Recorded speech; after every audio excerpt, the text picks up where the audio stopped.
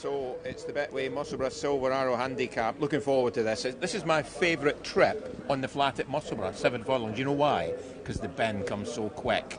And it's a cambered bend, and it's just fast and furious. I love the 7 furlong races at Musselburgh. You might love it. I'm not sure the jockeys think it's their favourite for that exact reason. The start, it isn't an easy start. We saw cantering down first. I think it was Marshall Dan, who looked like he was pretty keen. Ben Curtis was just trying to get him to settle, but they're going down in front of the crowd. That's obviously something they're having to get used to again. So a few of these horses are a bit excited, a bit keen. And it's quite a long way down. Well, it's 7 furlongs down and 7 furlongs back. So exactly. Got to try and get them to switch off. Interesting that Joe Fanning, we spoke to him after he had the first race winner. He was just saying, as you suggested as well, the horse did everything wrong and still won. He got bumped, and Joe thinks he's a nice prospect if he can learn to settle. Yeah, it wouldn't surprise me if we saw like a hood on him or something at some stage, just to try and help him relax a little bit beforehand. But it's certainly a horse to keep an eye on throughout this year. And he said that the ground, I think, was good to soft. Is that right? Which is what it's described as. That's our current favourite going down, quite keen as well. Another bat. I thought he didn't get the best of runs in the Lincoln. I thought he finished 11th, didn't he? But he's beaten just under 5 lengths.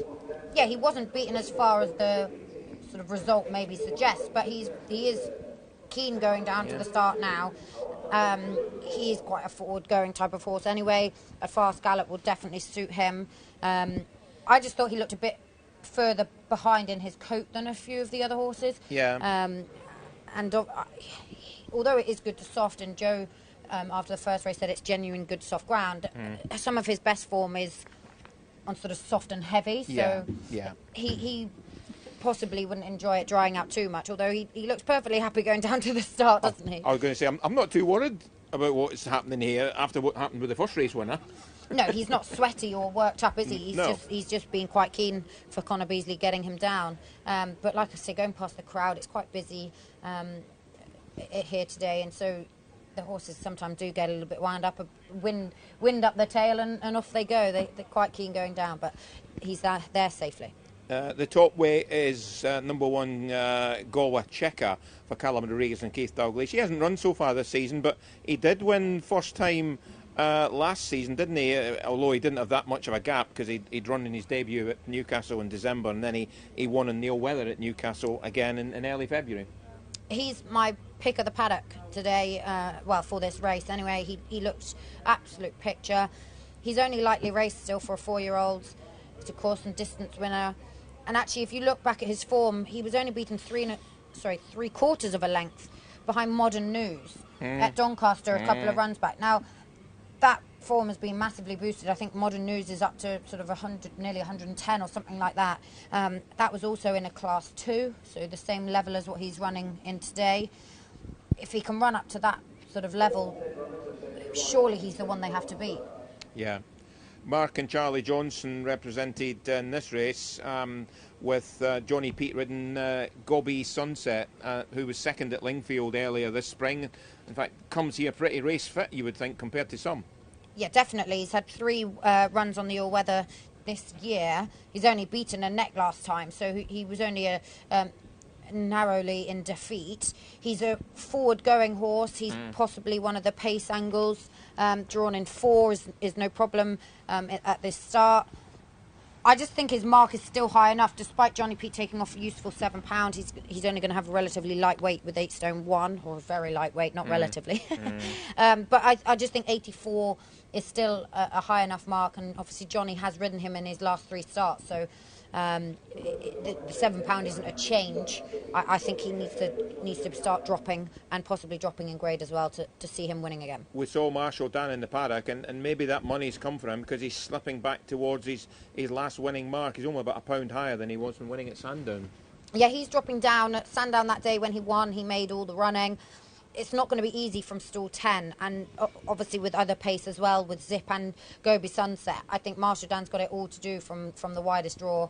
If he can get forward or prominent, it might be that he's stuck maybe 3 wide, which is not ideal around that bend with the camber. So it'll be interesting to see what Ben Curtis decides to do. And Gweedore loves it here, a 3-time course winner, but he's also won plenty of races. He's won 3 times at Ayr as well for Katie Scott. Yeah, I think he's a 6-time winner in total. So he's done, Katie Scott has done a great job with him. She's had a wonderful time with him, 6 wins. I think he tends to improve for a run or two. He's off a career high mark because of some of those wins last year. So he's going to have to improve again. But it just wouldn't surprise me if we see him running at his best once he's had a race or two. Not too many left to load. I think we're down to the final couple, and it looks as if Zip, maybe, the roan, the almost white gelding, is going to be last in. So let's go back up to Malcolm for race 2. Marshall Dan coming forward, stall 10, and Zip will go into stall 1. So opposite ends of the starting stalls. Marshall Dan's gone in. Zip walks straight in. That's it. They're set. And they're off. They're racing over 7 furlongs for the Betway Musselburgh Silver Arrow Handicap Stakes. Good fast start by Danzan. Go Metric Inti's up with the pace. So too deep on the track, Marshall Dan. Meanwhile, further to the inside, Gobi Sunset is prominent. So too Goya Checker and Gweedore. There's a bit of a scrummage on for the lead here. Marshall Dan out wide. Crosses over to bag the lead as they take the turn in the orange and dark blue. Gweedore, the striped sleeves and hoop cap to the inside, followed by Gobi Sunset in the blue, white and green. Next in the field is Danzan in red and yellow, followed by another bat in a pale jacket with a pink cap. Then Goya Checker to the inside of that one. Go Metroginti now back in the field from the grey horse Zip. Northern Express is second last, and Reigns of Castamere turns in last for Andrew Mullen, and about 12 lengths off the leader, which continues to be Marshall Dan, who's blazing down the straight for Ben Curtis. Back inside the final 3 furlongs they come. Marshall Dan to the far side leads by a couple to Gweedore racing second. Danzan in the centre. Gobi Desert trying to pick up between horses. Far side Goya Checker kept going. Gobi Sunset just got a reminder behind the pace. Another bat trying to finish. Zip, the grey horse, is finishing well from the back. They go inside the final furlong and a half. Gweedore goes on, takes over from Marshall Dan. Danzan kept going. Zip still trying to finish from Gobi Sunset in the centre. Northern Express is trying to run on late with a noseband and is closing. They go inside the final half. Gweedore being gathered in here. Marshall Dan battling back. Northern Express to the near side. Gweedore all out. Gweedore holds on to Northern Express. Marshall Dan tight behind. Danzan went past with Zip for 4th.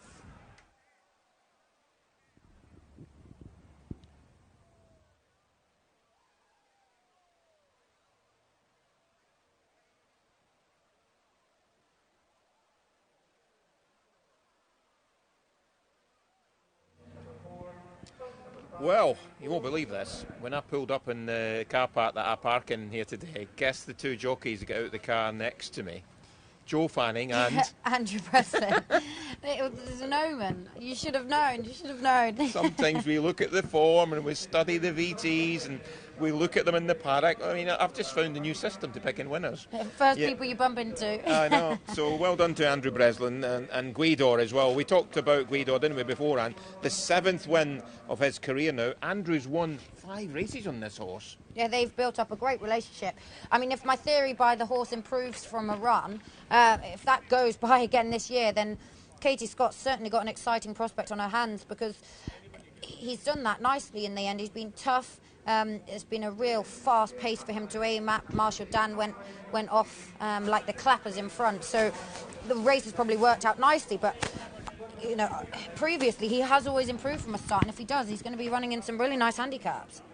And Goya Checker, the paddock pick, didn't run his race, and I thought another bat likewise. He was just too keen going down another bat, wasn't he? I think he was, and like I said beforehand, I wasn't sure he looked as well as I've seen him look before. Yeah, he's just a little bit further behind. He's run a similar type of race to